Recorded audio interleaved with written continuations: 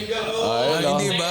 Hoy, malinis ang aking TikTok. Naalala ko nga ito sinasabi ko noon. Pucha, si Kong TV mag-upload yun ng isang oras na video na naliligo na siya, panonoorin ng tao yan eh. Ba't di mo i-try yun? Talaga ba? Parang gusto rin sa po. Hindi, Feeling ko wala eh. Hindi. Legit yun. Like, maligo ka lang talaga, tapos ay pag-usap ka lang, tapos may cellphone lang gamitin mo. Panonoorin ng tao yun kasi, una sa lahat, Kong TV ka na, una sa lahat. Pangalawa, bakit ginagawa ni Kong TV to? Panonoorin. Anong meron? Hindi mo ipapa-edit, naliligo ka lang talaga. Ako panonoorin ko na isang buo yun di ba? Pero yun yung mga iniwasan ko i-upload yung parang something na... Low effort? Hindi naman low effort. Parang sa content creation, kahit anong klase yan. Basta... Engaging. Engaging. Ano yan okay yan Tama. Ano iniiwasan mo? Anong ibang sinabi mo? Yung parang... Siguro, yun na rin yung sa tingin ko, kung paano ko na-keep yung relevancy ko through the years.